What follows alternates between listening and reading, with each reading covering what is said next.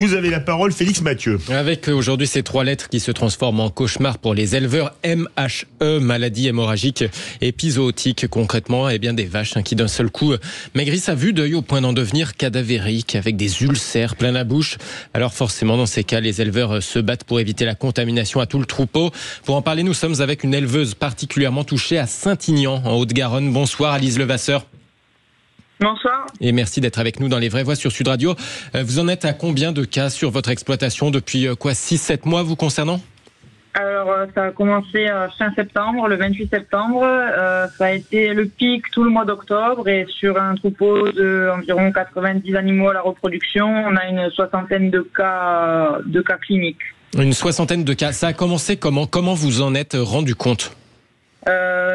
C'est des vaches qui en fait ont les muqueuses des nez, enfin chez nous du moins ça s'est caractérisé comme ça, les muqueuses du nez noires, des vaches qui ne mangent plus, qui bavent énormément et en fait c'est des vaches qui ont eu des ulcères et des plaies très importantes dans le système digestif et dans la bouche, ça les a empêchés de manger.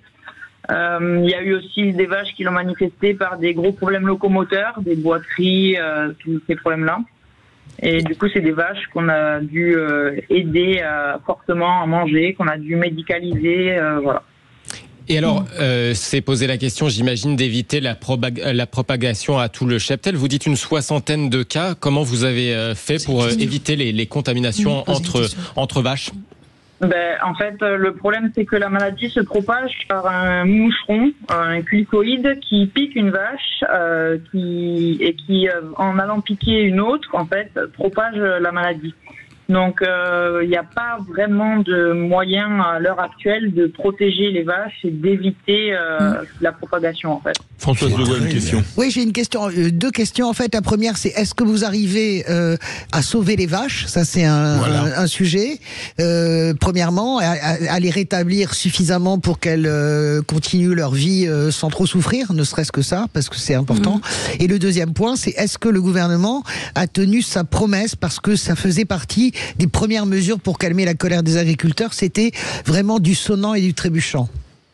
Alors, concernant le premier point, c'est là aussi très variable parce qu'il y a des vaches qui ont manifesté des symptômes comme chez nous, en fait, des problèmes digestifs, d'alimentation et tout ça. D'autres qui ont manifesté des problèmes locomoteurs, d'autres qui ont manifesté via des avortements, Nous, on a des vaches qui n'ont pas survécu, on n'est pas les seuls, hein, malgré plusieurs fois des traitements, tout un protocole mis en place. Ce sont des vaches qui se sont laissées, enfin, qui sont mortes, quoi. Encore à l'heure actuelle, on a des vaches qui semblaient aller mieux cet hiver et jusqu'à il y a encore 2 mois et qui là sont en train de rechuter de manière assez importante. Hein. Des vaches fortement boiteuses, des vaches qui remaigrissent énormément. Des vaches qui n'ont plus aucune valeur marchande ni à l'abattoir. Il a fallu procéder à des euthanasies dans certains cas? Exactement. Nous, dans notre cas, oui, par exemple, il y en a une, malheureusement, la seule issue pour elle, c'est ça. En plus, c'est des animaux qui souffrent énormément. Ouais, c'est ça. Franchement, il y a aucune autre solution, quoi. Et sur l'argent promis par le gouvernement? Et concernant le gouvernement, alors oui, il y a eu un fonds d'urgence MHE qui a été débloqué. Les dossiers étaient relativement simples à remplir.